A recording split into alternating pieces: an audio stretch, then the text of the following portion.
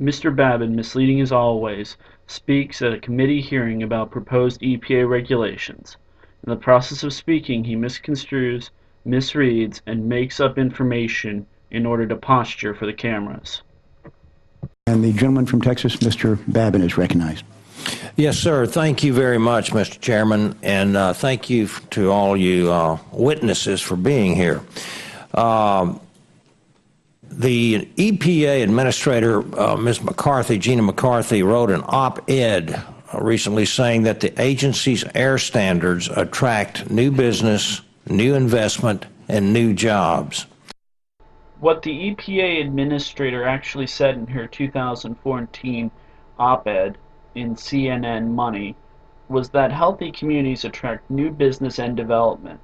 Apparently, Mr. Babin disagrees with this. He thinks that healthy communities do not attract businesses, or that businesses are not attracted to healthy communities.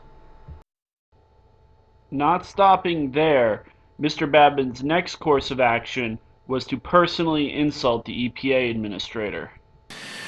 I don't think that Administrator McCarthy is living in the same world as the rest of us.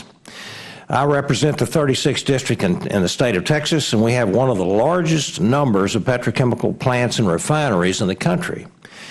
Most of my district is not in attainment with these new regulations. I will also add that neither is Yellowstone National Park in attainment with these new regulations.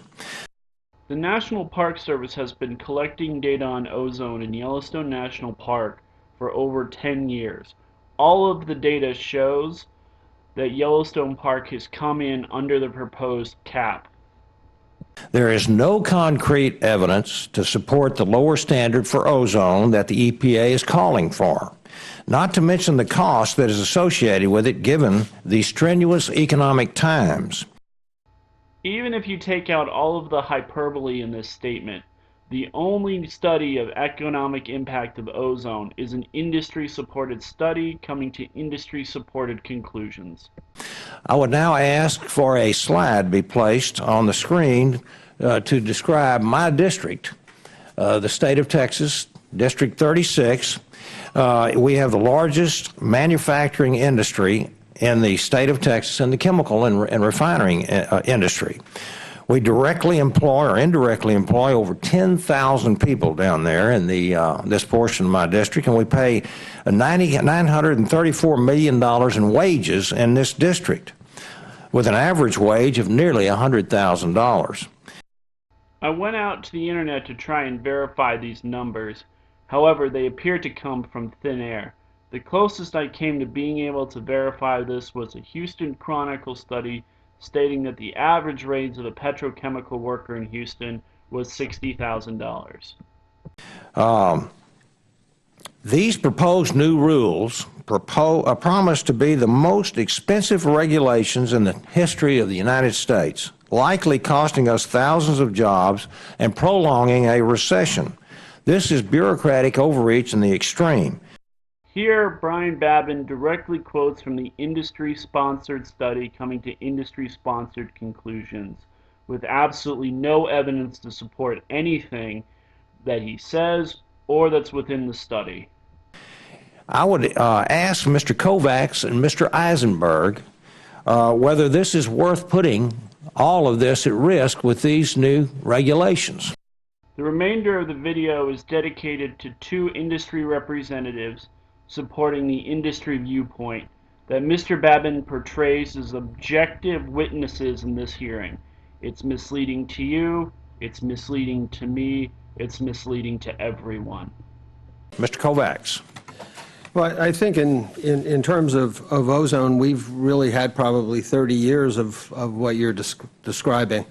I mean, look, going back to the early 1980s, many sectors of the economy, steel, foundries, carpets, furniture, foundry, what you pick at, they were, because of non-attainment areas where they could not get the credits to stay operating, were forced either one, to other areas of the country, or two, they were forced overseas. And so that's been going on for quite some time. Again, I come back to the fact that these are issues that really should be resolved. And let me just give you one example as to how hard it is to resolve it. We've talked a lot about today about science and transparency, and we've challenged EPA for years. But in 1999, when the Pope and Dockery study was first issued, I wrote a FOIA to EPA and was denied everything. So all the scientific basis for a lot of what they're talking about in PM and ozone has been denied to the public. And the only people who can have access to it are EPA and their researchers. Chairman Smith issued a subpoena last year and couldn't get the information. One of the things that we need to have in this country is complete and total transparency. The agency needs to be able to put its models, its science in the record. It needs to implement the Environmental or the Informational Quality Act. They need to accept information of the public, and they need to sit down and talk about it. If the data's there, then they shouldn't be afraid of it, and if it's not there, then they should be afraid of it. Which is what the Secret Science Act is all about that we're proposing. Mr. Eisenberg. Thank you. To your question of whether or not we believe that this is the right thing for manufacturing, no, we don't need them to change the ozone standard if you want to have a healthy manufacturing sector. I mean, that is the simple and straight answer. And this is not about health for us. We are getting the benefits of continued reductions between the existing ozone standard and the 36 other regulations that reduce NOx emissions. We're going to be reducing ozone precursors by 36% over the next decade. So we're going to get there. We're going to actually be doing what we need to do. The only difference between that and getting and moving the chains now is that you impose a significant amount of struggle for manufacturers to try to expand or build things to get basically the same result. So we're going to get there anyway. We can just get there without all of the pain that we would have to face if you don't move the chains on ozone. Thank you very much, and I'll yield back my time, Mr. Chairman. Thank you.